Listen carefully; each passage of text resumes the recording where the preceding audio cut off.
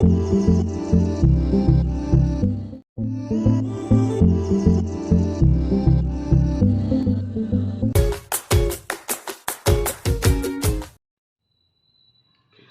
Back in mega minds tutorial. Hello friends, कैसे हैं आप लोग। This is Arpit, your physics educator. आज हम लोग डिस्कस करने वाले हैं थर्मोडायनेमिक्स के बारे में। थर्मोडायनेमिक्स एक बहुत ही इंटरेस्टिंग टॉपिक है। इसको आप एकेडमिक पॉइंट ऑफ व्यू से समझे या कॉम्पिटिटिव पॉइंट ऑफ व्यू से समझे। कुछ साइंटिस्ट ने ऐसा कहा है कि एक ऐसा सब्जेक्ट है जिसको जितनी बार पढ़ा जाए उतनी ही गहराई में आप इसको समझते हैं। मतलब आप इसे सुपरफिशियल टॉपिक नहीं समझ सकते हैं कि आपने सोचा कि सरफेस पे जाके हमने थर्मोडायनेमिक स्टडी कर ली, कुछ डेफिनेशन पढ़ ली तो ये टॉपिक हमें समझ में आ जाएगा। ये एक ऐसा टॉपिक है जिसमें हमें काफी टाइम देना होता है और जिसकी बारीकियों को समझना होता है। लेकिन हम आपको इस तरह से इसको समझाएंगे, इसके कॉन्सेप्ट ऐसे क्लियर करेंगे कि आप उन एक एक बारीकियों को समझ सकते हैं और बड़ी ही आसानी से थर्मोडायनेमिक्स की जितनी भी प्रॉब्लम्स हैं, एकेडमिक लेवल पे हो, जेई की हो, नीट की हो, आप उनको बहुत इजीली सॉल्व कर सकते हो। तो हम स्टार्ट करते हैं थर्मोडायनेमिक्स। ठीक है, थर्मोडायनेमिक्स स्टार्ट करने से पहले मेरा एक क्वेश्चन है आप सबसे कि जो बाइक है, कार है, ट्रक है, ये चलते हैं, ठीक है, इसका मेन पार्ट क्या होता है। इसका मेन पार्ट, या जैसे बोलो ह्यूमन बॉडी में हार्ट होता है, हार्ट का फंक्शन क्या होता है। हार्ट का फंक्शन होता है ब्लड सर्कुलेशन, ओके, जिसके बिना हम जी नहीं सकते हैं, कोई भी पर्सन हो जी नहीं सकता है, ठीक है। तो वैसे ही कोई भी व्हीकल हो, कार हो, बाइक हो, बस हो, ट्रक हो, तो उसका मेन पार्ट क्या होता है। इंजन, उसका मेन पार्ट क्या होता है, engine. What is main part, engine. तो मेरा क्वेश्चन ये है कि इंजन में होता क्या है। इंजन में ऐसा क्या होता है कि इतना छोटा सा डब्बा लगा हुआ है बाइक में और बड़ा सा ट्रक में लगा हुआ है, जितना हैवी व्हीकल है उसी के अकॉर्डिंग इंजन का साइज भी वैरी कर रहा है। तो इसमें ऐसा क्या होता है कि एक प्लेस से दूसरे प्लेस पर मूव कर रहे हैं, ठीक है, वो भी ऐसे वैसे नहीं, जितनी स्पीड चाहे उतनी हम अचीव कर सकते हैं, मतलब जितनी पॉसिबल स्पीड चाहे उतनी अचीव कर सकते हैं। ऐसा क्या होता है इंजन में। तो इसको समझने के लिए हम एक फिगर ड्रॉ कर रहे हैं, एक डायग्राम ड्रॉ कर रहे हैं, जिससे हम समझेंगे कि इंजन में एक्चुअल होता क्या है। ठीक है, इंजन में एक्चुअल होता क्या है। एक डायग्राम ड्रॉ कर रहे हैं जिसके थ्रू हम इसका फंक्शन समझेंगे।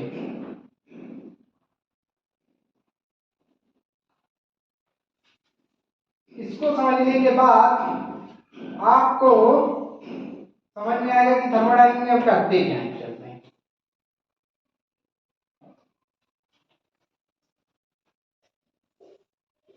ये इंजन है, ये पूरा कंप्लीट क्या है। अगर इसको हम एक बॉक्स में बंद कर दें तो ये इंजन है, ठीक है। उसका जो शेप है वो कॉम्पैक्ट होता है, जो शेप है इंजन का वो कॉम्पैक्ट होता है, ऐसा दिखता नहीं है, बट ये उसका इंटरनल है। ये कंप्लीट इंजन है, क्या है, इंजन है। आप इसे इंजन समझिए।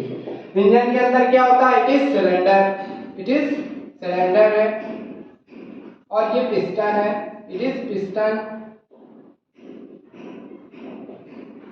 इस सिलेंडर में ही, जैसे आप बाइक ले लो, बाइक में क्या करते हो, फ्यूल क्या होता है, पेट्रोल होता है, ठीक है। पेट्रोल और एयर का मिक्सचर कार्बोरेटर में होता है और कार्बोरेटर से इसमें वो फ्यूल आता है, कार्बोरेटर से वो फ्यूल का मिक्सचर इसमें आता है, ठीक है।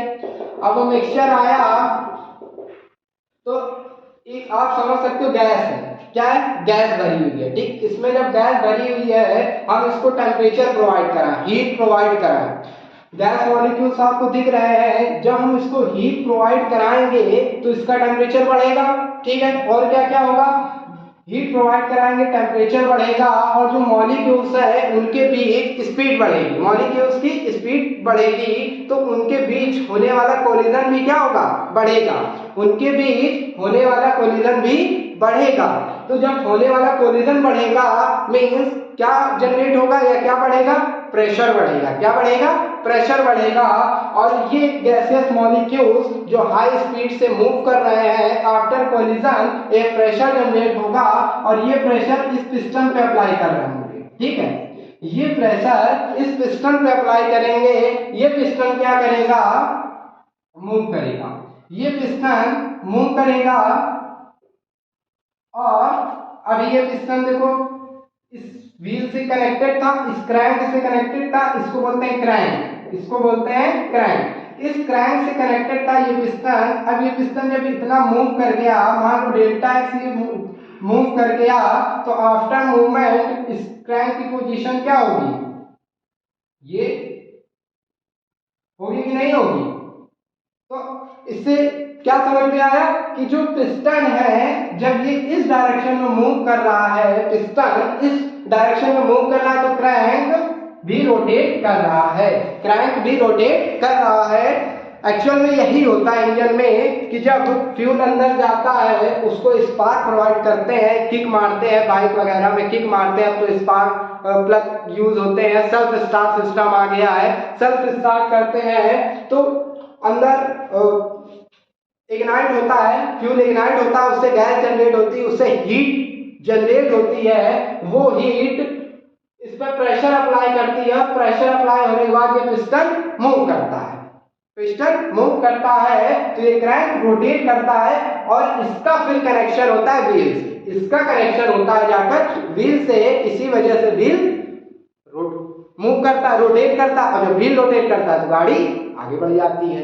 तो ये फंक्शन होता है, मोटे मोटे तौर पर इंजन का फंक्शन ऐसा होता है। ठीक है, तो इंजन में क्या होता है एक्चुअल में उसकी स्टडी को ही हम लोग थर्मोडायनेमिक्स के थ्रू समझते हैं।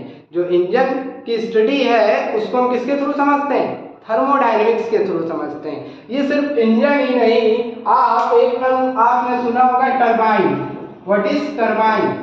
तो टरबाइन तो दो तरीके की होती है। टरबाइन एक जो गैस से यूज हो वो थर्मोडायनेमिक्स में आ जाती है, और जो टरबाइन फ्लूइड जिसमें लिक्विड यूज हो रहा हो वो हाइड्रोलिक टरबाइन्स में आ जाती हैं। तो उसमें भी क्या होता है, जो गैस होती है वो टरबाइन ब्लेड्स को स्ट्राइक करती है, ब्लेड रोटेट करती है तो टॉर्क मिलता है। उस टॉर्क को जनरेटर के थ्रू कन्वर्ट कर देते हैं इलेक्ट्रिसिटी में। उसको किसमें कन्वर्ट कर देते हैं, इलेक्ट्रिसिटी में। तो थर्मोडायनेमिक्स में हम क्या स्टडी करते हैं कि गैस किस तरीके से बिहेव करती है। ठीक है, बिहेवियर ऑफ गैस, मतलब गैस का बिहेवियर क्या है, उससे रिलेटेड जो चेंजेस है, जो वेरिएबल्स है, जैसे लाइट प्रेशर है, वॉल्यूम है, टेम्परेचर है, अगर वो हम चेंज करते हैं तो क्या रिजल्ट आता है। ठीक है, तो इस एप्लीकेशन पार्ट को समझने से पहले हमें थर्मोडायनेमिक्स के जो बेसिक कॉन्सेप्ट्स हैं उनको समझना होगा और उसकी जो बारीकियां हैं उसको समझना होगा।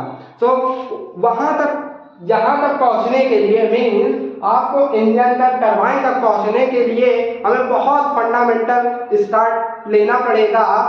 उसको समझे बिना हम यहाँ नहीं पहुंच सकते हैं। ठीक है, इसको हम ऐसे तो समझ सकते हैं बट एक्चुअल में अंदर क्या हो रहा है, कैसे वर्क हो रहा है, कैसे हमें वर्क डन मिलेगा, ठीक है, कैसे कितनी हीट दे रहे हैं, ये सारा कैलकुलेशन बिना बेसिक के नहीं कर सकते हैं।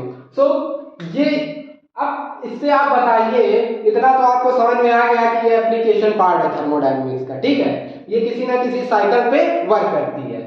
अब ये बताइए कि जो थर्मो इंजन आपने देख लिया, इस थर्मोडायनेमिक्स में किस पर वर्क किया जा रहा है, मीन्स वर्किंग सब्सटेंस क्या है, थर्मोडायनेमिक्स का वर्किंग सब्सटेंस क्या है।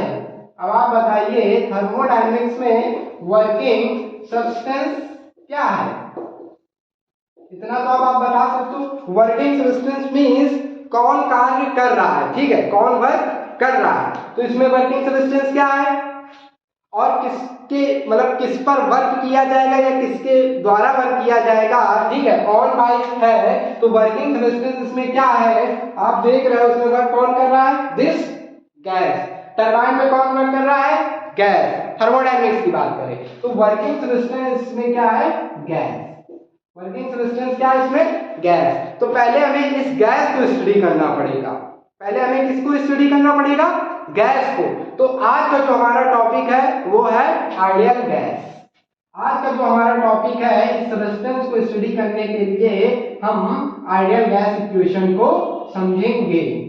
हम किसको समझेंगे? आइडियल गैस को। जब हम आइडियल गैस को अच्छे से समझ पाएंगे तभी हम यहाँ तक पहुंच पाएंगे, तभी हम फर्स्ट लॉ ऑफ थर्मोडायनेमिक्स समझ पाएंगे, उससे रिलेटेड प्रॉब्लम्स को सॉल्व कर पाएंगे और तभी हम सेकंड लॉ ऑफ थर्मोडायनेमिक्स में जा पाएंगे। ठीक है, तभी हम एंट्रोपी को भी समझ पाएंगे। तो मींस थर्मोडायनेमिक्स में फर्स्ट लॉ ऑफ थर्मोडायनेमिक्स जितना भी ओवरऑल है उसको समझने के लिए हमारे जितने भी आइडियल गैस के कॉन्सेप्ट्स हैं, जितनी भी आइडियल गैस इक्वेशंस होती हैं, जितने भी तरीके से उसको लिखा जा सकता है, उसको आज हम डिस्कस करेंगे और उसको समझेंगे। इसको समझने के बाद, आइडियल गैस इक्वेशन को समझने के बाद आप कोई भी जेईई मेंस उठाना, नीट उठाना, एकेडमिक उठाना, आपको डर नहीं लगेगा। मतलब ऐसा नहीं लगेगा कि मैंने ऐसी इक्वेशन आइडियल गैस की कभी देखी नहीं है। ठीक है, तो उसको बहुत इजीली हम समझेंगे सिस्टमैटिक वे में। तो हम अपना टॉपिक स्टार्ट करते हैं और इसको स्टडी करते करते हमें यहाँ पर आना है। ठीक है, कहाँ पर आना है? इंजन तक आना है। फिर इंजन में क्या होता है फिर से देखेंगे इसको। तो स्टार्ट करते हैं अपना टॉपिक, न्यू टॉपिक।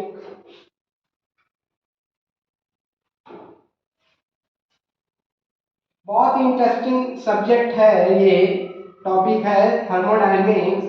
इसको एकेडमिक लेवल पे बच्चों को इजी लगता है। क्यों लगता है? क्योंकि वो फर्स्ट लॉ ऑफ थर्मोडायनेमिक्स तक लिमिटेड रहते हैं। Delta Q equal to delta U plus delta W, Q given होगा, डब्ल्यू गिवन होगा।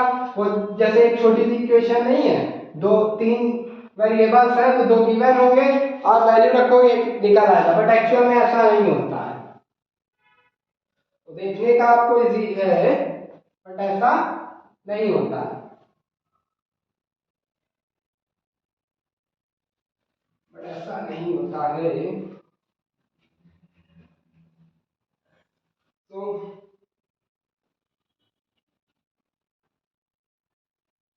आज बोर्ड ज्यादा गंदा लग रहा है, ठंड है, इस वजह से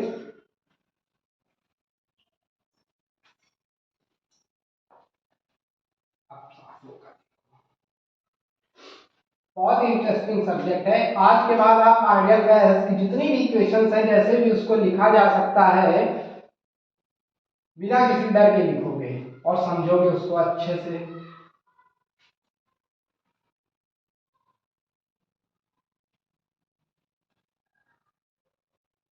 रफ करने में देखो कितनी मेहनत लग रही है ना। तो हम लोग आते हैं ideal gas equation. Ideal gas equation, ठीक है, ideal gas equation. Ideal gas equation सभी जानते हैं। जैसे ही आइडियल गैस इक्वेशन का नाम आता है PV is equal to RT। ठीक है, अब हम इसको बोलेंगे PV is equal to RT, PV is equal to nRT, PV is equal to mRT, PV is equal to nKT, PV is equal to सिर्फ RT। तो कितने तरीके से, मतलब 5 6 7 तरीके से आइडियल गैस इक्वेशन को बोल गए। सब में अलग अलग कुछ ना कुछ नया टर्म्स ऐड हो रहा है। ठीक है, आ रहा है। तो वो सारे टर्म्स हम आज क्लियर करेंगे, कोई भी डाउट नहीं रहेगा। तो स्टार्ट करते हैं ideal gas equation. Ideal gas equation start करने से पहले हम क्या देखेंगे? Thermodynamics variable. थर्मोडायनेमिक्स वेरिएबल्स क्या होते हैं? थर्मोडायनेमिक्स वेरिएबल्स क्या होते हैं? जो प्रेशर है, वॉल्यूम है, टेम्परेचर है, डेंसिटी है, all these are variables of thermodynamics. ठीक है, ये सारे थर्मोडायनेमिक वेरिएबल्स हैं। गैस में क्या हो सकता है? गैस का वॉल्यूम चेंज करोगे, टेम्परेचर चेंज करोगे, प्रेशर चेंज करोगे, गैस कंप्रेसिबल होती तो उसकी डेंसिटी भी चेंज होगी। तो ये सारे क्या है? वेरिएबल्स हैं। ठीक है, pressure, volume, temperature and density. तो आइडियल गैस इक्वेशन स्टार्ट कर रहे हैं हम। आइडियल गैस इक्वेशन स्टार्ट करने से पहले एक लाइन आपको बताएंगे हम मोल कॉन्सेप्ट की, जो आप केमिस्ट्री में स्टडी करते हो, मोल कॉन्सेप्ट। एक लाइन है, मोल कॉन्सेप्ट क्या कहता है? 1 mole of any gas, 1 mole of any gas is equal to gram. इस लाइन को आप बिल्कुल कंठस्थ कर लेना, इस लाइन को कंठस्थ कर लेना। अगर हिस्ट्री हो आपका पूरा मोल कॉन्सेप्ट इसी फॉर्मूले या इस लाइन से हो जाएगा, ठीक है। 1 mole of any gas is equal to gram atomic weight of gas is equal to, हम इक्वेशन है 1 mole of any gas is equal to gram atomic weight of gas is equal to 6.023 into 10 to power 23 atoms या molecules,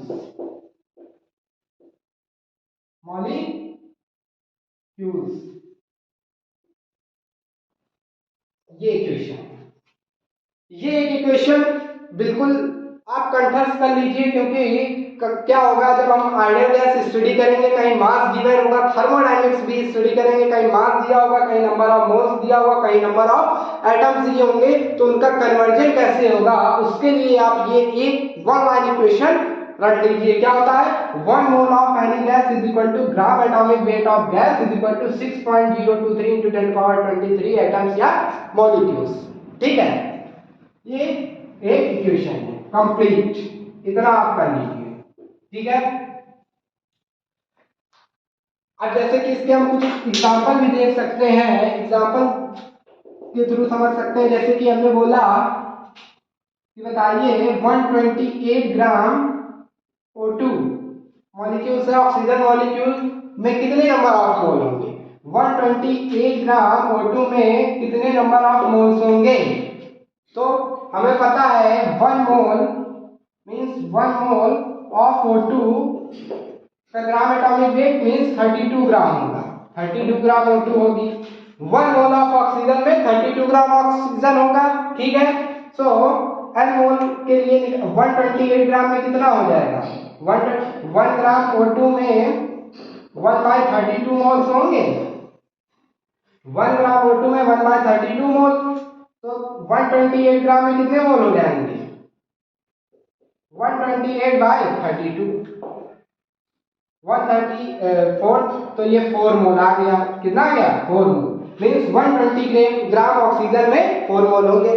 आपने convert कर लिया, ठीक है। ऐसे ही पूछा गया 128 ग्राम में कितने एटम्स और मॉलिक्यूल्स होंगे, तो 32 ग्राम, अब इसी को आप ऐसे कर सकते हो, 32 ग्राम ऑक्सीजन में 6.023 इंटू 10 टू पावर 23 मॉलिक्यूल्स हैं, ठीक है। इतने मॉलिक्यूल्स हैं, तो 128 ग्राम में कितने हो जाएंगे, तो ये 4 का मल्टीप्लाई हुआ है, इसमें भी आप 4 का मल्टीप्लाई कर दो, इतने मॉलिक्यूल्स हो जाएंगे, इसमें हो जाएंगे कि नहीं हो जाएंगे, 4 into 6.023 into 10 power 23 molecules, easy है ना। ऐसे ही आप केमिस्ट्री का फर्स्ट चैप्टर लोगे, इसमें यही मिलेगा आपको। फिजिक्स में भी कहीं ना कहीं इसको मिल जाएगा थोड़ा सा पार्ट, ठीक है। तो 1 mole of any gas is equal to gram atomic weight of gas is equal to 6.023 into 10 power 23 atoms और मॉलिक्यूल्स। अब हम आगे बढ़ते हैं, आइडियल गैस इक्वेशन डिराइव करते हैं, उसको कितने वेज में लिखा जा सकता है। इस लाइन को बट आप बिल्कुल कंठस्थ कर लीजिए, क्योंकि जब हम आगे थर्मोडायनेमिक्स करेंगे, उसकी प्रॉब्लम्स करेंगे, तो जिनको ये लाइन नहीं पता होगी उनको बड़ा कंफ्यूजन होगा और प्रॉब्लम भी होगी कि कैसे मोल को गैस कब ग्राम में लेना है, कब मोल में लेना है। तो ये प्रॉब्लम ना हो आपको, इसको आप बिल्कुल लर्न कर लीजिए। लर्न क्या करना इजी है, 1 mole of any gas is equal to gram atomic weight of gas is equal to 6.023 into 10 power 23 atoms और मॉलिक्यूल्स। अब हम आइडियल गैस इक्वेशन डिराइव करेंगे और देखना कितने इजी वे में डिराइव होगी और कोई कंफ्यूजन भी नहीं रहेगा। बोल करना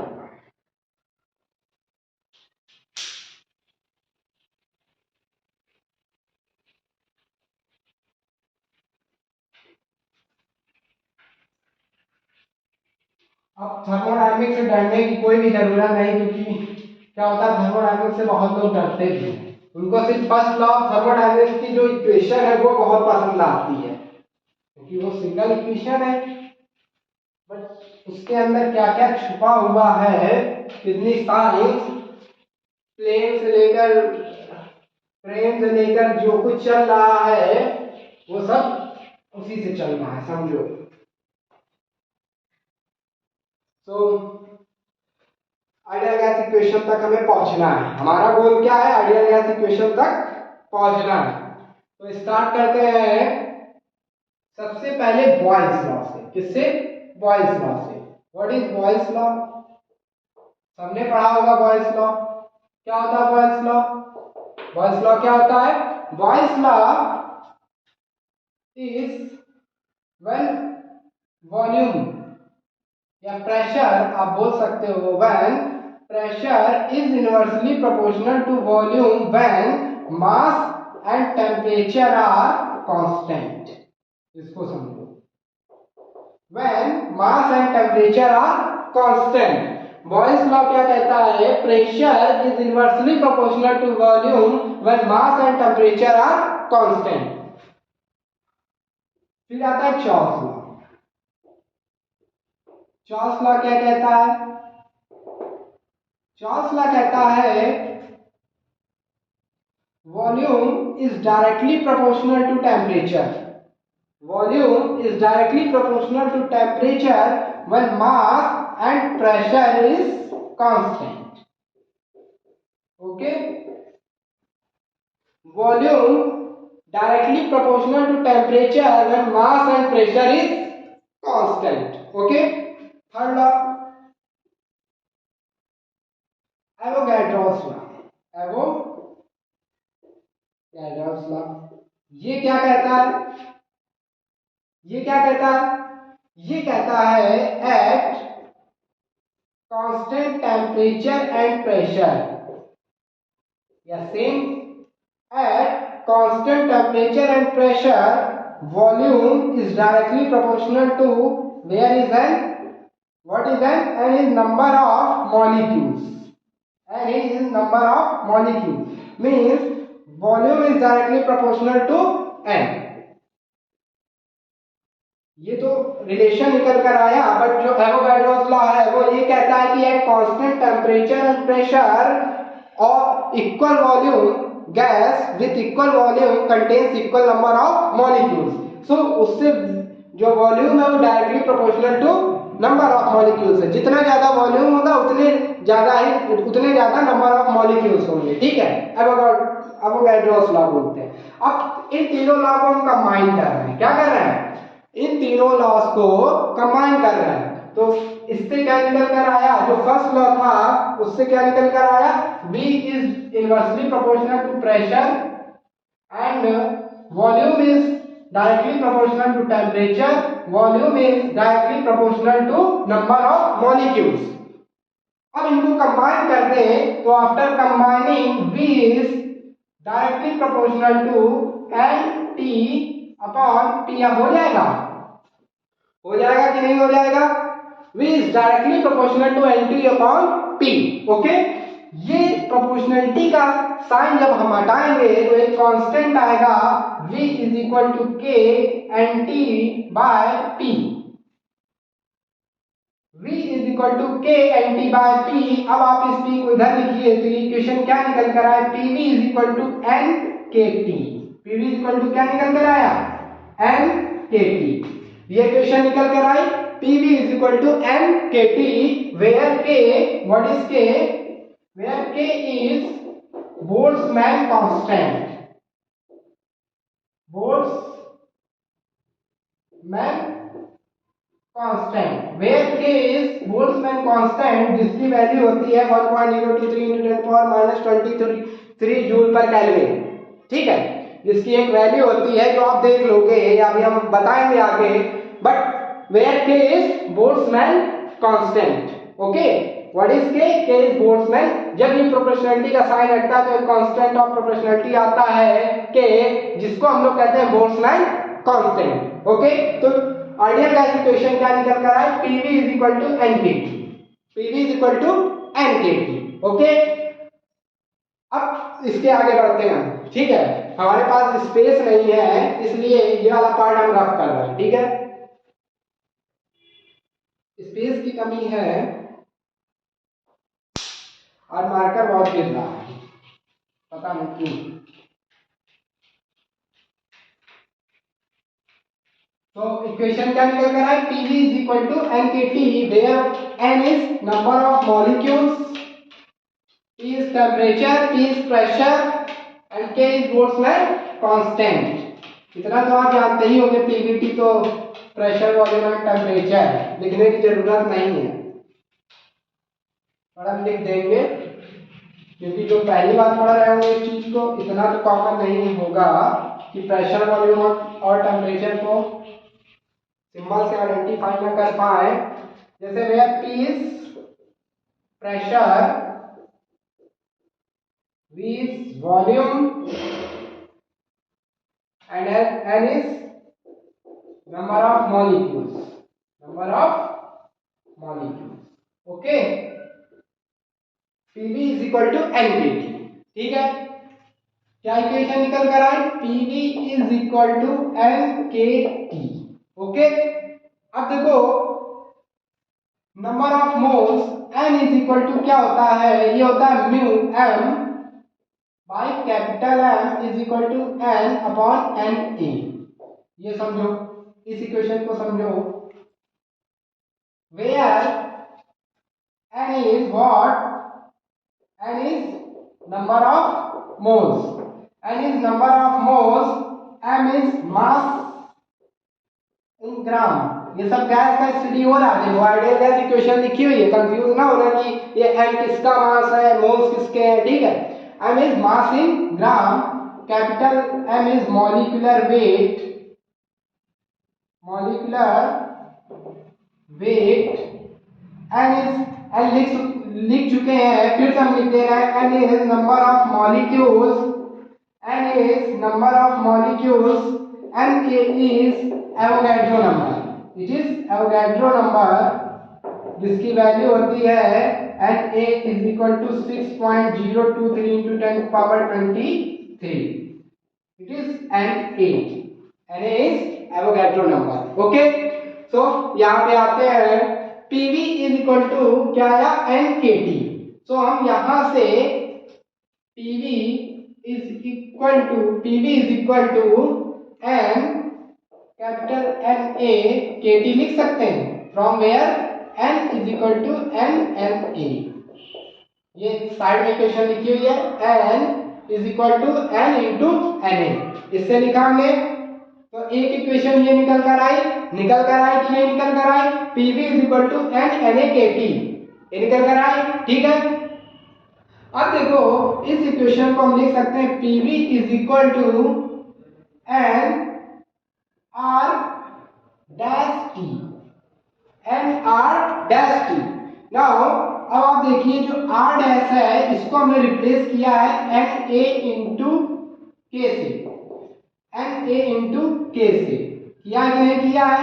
तो ये R डैश क्या है, R डैश को बोलते हैं, कहीं पे सिर्फ R लिखते हैं, हमने R डैश लिख लिया क्योंकि अभी एक और R आएगा। ठीक है, ये R डैश क्या है, इट इज कैरेक्टरिस्टिक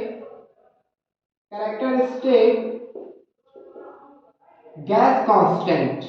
इसकी वैल्यू फिक्स होती है, जो वैल्यूज हैं वो हम बताएंगे। Where R dash is characteristic gas constant, इसकी वैल्यू होती है 8.314 जूल पर किलो जूल पर मोल केल्विन। ठीक है, it is characteristic gas constant R dash, जो है दो कांस्टेंट का मल्टीप्लाई है, एक एवोगाड्रो नंबर है और बोल्ट्जमैन का है, तो इसी को हमने रिप्लेस करके लिख दिया R dash, NR dash T। अब इस इक्वेशन में देखो आप क्या कर सकते हो, PV is equal to N को हम यहाँ से M बाय, ये देखो मोल में आ गए, यहाँ पे नंबर ऑफ मोल्स भी है और गैस कांस्टेंट भी है, बट जो गैस कांस्टेंट है, सॉरी ये यूनिवर्सल गैस कांस्टेंट है, it is universal gas constant, वो कैरेक्टरिस्टिक अभी आएगा, it is universal gas constant. ठीक है, ये जो R डैश है ये क्या यूनिवर्सल गैस कांस्टेंट है। सो गैस कांस्टेंट और नंबर ऑफ मोल्स में इक्वेशन क्या निकल कर आए, PV is equal to NR dash T। ठीक है, कहीं कहीं पे इस यूनिवर्सल गैस कांस्टेंट में डैश नहीं लगा होगा। ठीक है, बट हम अपने क्या होता है कि सारी इक्वेशंस एक जगह पे डिराइव आपको नहीं मिलती हैं जल्दी जल्दी, इस वजह से हमने इसको r डैश लिख लिया। ठीक, अब देखो नंबर ऑफ मोल्स को हम m बाय कैपिटल M लिख सकते हैं। सो ये क्या होगा, m बाय कैपिटल M, ये क्या होगा m by capital M r dash t, PV is equal to m by capital M r dash t। so इसको हम ऐसे लिख सकते हैं PV is equal to m r dash by m t लिख सकते हैं।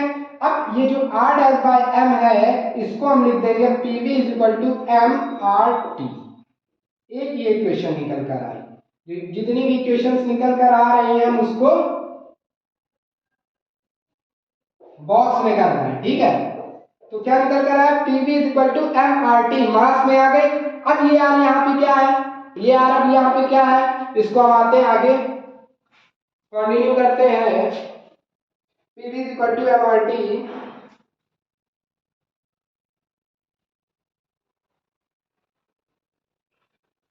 बोर्ड थोड़ा सा बड़ा होता तो आसानी से हो जाता। बड़ा बड़ा इसलिए लिख रहे हैं ताकि आपको दिखे, साफ साफ दिखे, नहीं तो छोटा छोटा लिख के पूरा एक बार में कंप्लीट कर देते उसको। ठीक है, आप वीडियो पॉज कर करके ये नोट करके फिर इसको समझ सकते हो, कोई बड़ा टॉपिक नहीं है ये। सो इक्वेशन क्या निकल कर आई, PV is equal to MRT। यहाँ पे देखो MRT, PV is equal to MRT, where R is what, it is characteristic gas constant, characteristic gas constant, where R is characteristic gas constant, और जो R है वो क्या है, R dash by molecular weight। क्या ये R dash by molecular weight। ठीक है, सो ये इक्वेशन निकल कर आई मास के टर्म में।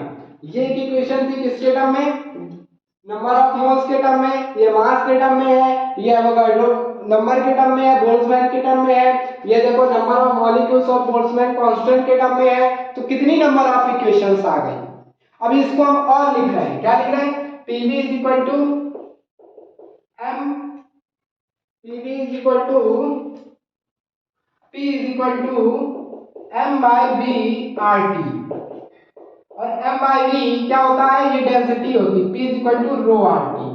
ये भी हम लिख सकते हैं M by V क्या होता है, M by V डेंसिटी को डिफाइन करता है, और डेंसिटी को हम रो से लिख रहे हैं। ठीक है, it is rho, where M upon V is density. ठीक है, सो इतनी number of equations ideal gas की निकल कर आई। अब इसमें से आपको कौन सी इक्वेशन दे देगा, क्या टर्म दे देगा, कभी नंबर ऑफ मोल्स दे देगा, एवोगाड्रो नंबर दे देगा, बोल्ट्जमैन कांस्टेंट दे देगा, मतलब इतनी चीजें इसमें आ गई हैं, आपको कुछ भी घुमा के दे देगा। आप प्रॉब्लम तभी सॉल्व कर पाओगे या प्रॉब्लम को समझ पाओगे जब आपको पूरा उसका आगे पीछे का पता होगा। ठीक है, कि कितने तरीके से आइडियल गैस इक्वेशन को हम लिख सकते हैं। ठीक है, और कितने टर्म्स आते हैं, जैसे डेंसिटी भी आता है, डेंसिटी के टर्म में लिख सकते हैं, मास के टर्म में लिख सकते हैं, नंबर ऑफ मोल्स के टर्म में लिख सकते हैं, एवोगाड्रो के नंबर के टर्म्स में लिख सकते हैं, जितने नंबर ऑफ मॉलिक्यूल्स गिवन है उसके टर्म में भी इसको लिखा जा सकता है। ठीक है, तो ये था आइडियल गैस इक्वेशन की सारी इक्वेशंस का डेरिवेशन। अब हम इनको एक जगह कलेक्ट करके लिख रहे हैं। ठीक है, इनको मैं कलेक्ट कर रहा हूं, तो इक्वेशंस की क्या क्या आई, क्या क्या इक्वेशंस निकल कर आए। पहली क्या है कि PV is equal to N KT, फिर PV is equal to N NA KT, फिर PV is equal to N R dash T, PV is equal to M R T। देखो कुछ याद करना पड़ रहा है क्या आपको, मतलब कि हम आपको बुक से हाँ इतना ऐसे ऐसे होता है, एक सिस्टमैटिक वे है जिससे आप एक दो बार करेंगे, जब प्रॉब्लम्स करेंगे तो ये आपकी मेमोरी में खुद सेट हो जाएगा। आपको जरूरत नहीं पड़ेगी कि आप इस चीज को भूल सको, कभी नहीं भूल पाओगे। कोई भी आपसे डिस्कस कर देगा, आपको छेड़ देगा, आपको पूरे जितनी भी क्वेश्चंस है आप कनेक्ट करके लिंक ये एक तरीके से आपकी एक चेन बन गई, ठीक है। जब भी आपसे कोई पीवी इक्वल टू एनकेटी की बात करेगा तो आप PV P equal to rho R T तक आ जाओगे, ये इतना आपके दिमाग में ये फीड हो गया, ठीक है। तो ये PV equal to M R T और P is equal to rho R T. तो ये देखो 1 2 3 4 5 वेज में हमने इस आइडियल गैस इक्वेशन को लिखा है, 5 वेज में इस आइडियल गैस इक्वेशन को हमने लिखा है। यानी वेयर के इज व्हाट, के की जो वैल्यू होती है वो 1.23 into 10 to power -23 जूल पर केल्विन होती है, और जो यूनिवर्सल गैस कांस्टेंट है उसकी वैल्यू क्या होती है, it is universal gas constant, इसकी 8.314 into किलो जूल पर केजी या ग्राम केजी केल्विन होती है, कैलोरी में ग्राम लेते हैं, ठीक है। आप देख भी सकते हो सकता है कुछ मिस्टेक मुझसे हो भी जाए, बट आप उस चीज को देख लेना, ठीक है। जब नेक्स्ट थर्मोडायनेमिक्स का वीडियो होगा तो प्रॉब्लम्स में आएंगे तो ये डाटा आपको गिवन होगा, ये डाटा आपको गिवन होगा, मेमोरी पे नहीं रखना है, ये डाटा आपको गिवन होगा। और जो कैरेक्टरिस्टिक गैस कांस्टेंट है वो मॉलिक्यूलर वेट पे डिपेंड करता है, जितना ज्यादा मॉलिक्यूलर वेट होगा उतना ही कम कैरेक्टरिस्टिक गैस कांस्टेंट होगा, क्योंकि characteristic gas constant is inversely proportional to molecular weight, okay.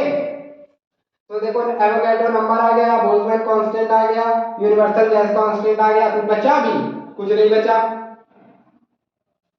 तो अब आप देख सकते हो कि आइडियल गैस इक्वेशन को कितने वे में लिख सकते हैं। आई थिंक आपने इनको कहीं देखा होगा, जो क्लास 11th स्टूडेंट्स हैं उन्होंने कहीं ना कहीं देखा होगा, क्लास 12th में तो जाकर भूल गए होंगे तो क्योंकि थर्मोडायनेमिक्स होता नहीं है, बट जो कॉम्पिटिटिव स्टूडेंट्स हैं वो इन पे वर्क जरूर करते होंगे।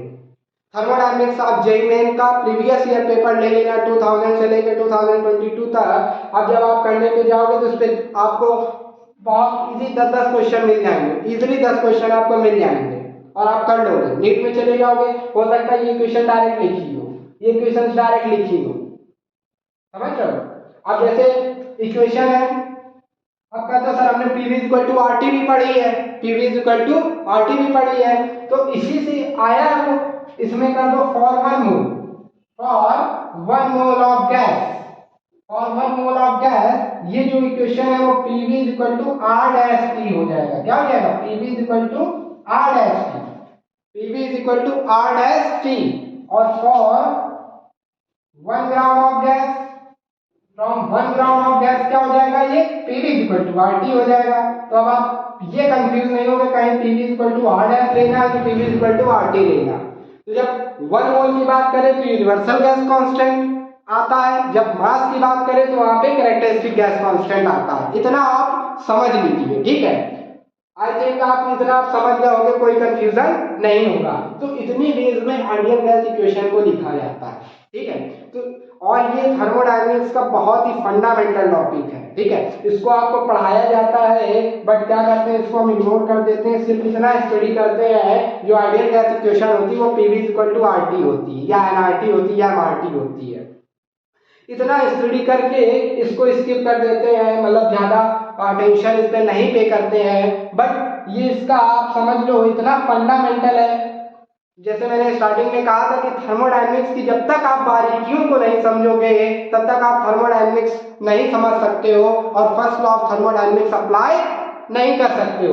तो जितनी भी बारीकियां हैं, जैसे कि इतनी 5 इक्वेशंस हमने लिख दी, 6 7 लिख दी, तो जब हमने 7 इक्वेशंस लिख दी तो ये बारीकियां ही हैं, ठीक है, कि एक पीवी को कितने टर्म में हम लिख सकते हैं, ओके। तो ये है ideal gas equation. I hope अब आप कभी डरेंगे नहीं कि कोई दूसरी फॉर्म आ जाए आइडियल गैस इक्वेशन की। इस पे अब आप न्यूमेरिकल करने जाओगे, जो लॉस डिस्कस किए थे like Boyle's law, Charles law, तो उस पे हम न्यूमेरिकल भी डिस्कस करेंगे और जो थर्मोडायनेमिक्स प्रोसेसेस होते हैं उनको भी डिस्कस करेंगे, ठीक है। ये सिर्फ आज का जो लेक्चर था वो आइडियल गैस इक्वेशन पे था। इसके आगे हम कोई दूसरा टॉपिक स्टार्ट करें और आधा छोड़ दें तो वो भी मतलब कंफ्यूज करेगा आपको कि बीच में छूट गया फिर नेक्स्ट वीडियो में मिला। जो नेक्स्ट वीडियो होगा थर्मोडायनेमिक्स में इसके आगे का वो थर्मोडायनेमिक प्रोसेसेस का होगा। हम उसका थर्मोडायनेमिक्स ग्राफ को स्टडी करेंगे। जब तक हम थर्मोडायनेमिक्स ग्राफ को नहीं समझेंगे, थर्मोडायनेमिक्स के जितने भी ग्राफ्स हैं उनको नहीं समझेंगे, तो उनके प्रोसेसेस को भी नहीं समझ पाएंगे और उनसे रिलेटेड जो ग्राफ के क्वेश्चन है, प्रॉब्लम्स हैं, उनको भी नहीं लगा पाएंगे। ठीक है, तो जो हमारा नेक्स्ट वीडियो होगा वो किस पे होगा? थर्मोडायनेमिक प्रोसेस और उनके ग्राफ्स पे। ओके, तो आई होप आज आप लोगों ने एंजॉय किया होगा और बहुत कॉन्फिडेंस फील कर रहे होंगे आफ्टर आइडियल गैस इक्वेशन को समझने के बाद। ठीक है, सो ऐसे ही आप हंसते रहिए, मुस्कुराते रहिए और पैरेलल काम भी करते चलिए। ठीक है, ठंड का मौसम है, कुछ लोग हो सकता है यही अभी देने वाले, उनके लिए भी बहुत इंपॉर्टेंट है। जो अभी जी में 2023 का देने वाले हैं उनके लिए भी ये टॉपिक बहुत इंपॉर्टेंट है, क्योंकि ये क्वेश्चन तो आता ही है, मेन हो नीट हो, इस पे एक क्वेश्चन तो बनता है। ठीक है, तो आप वो लोग भी देख सकते हैं, थोड़ा सा टाइम निकालकर, इतना लंबा वीडियो भी नहीं है। सो इतना टाइम आपका लेने के लिए बहुत बहुत thank you and I hope आप अच्छे से करते रहिए और जुड़े रहिए हमारे साथ। Thank you very much again.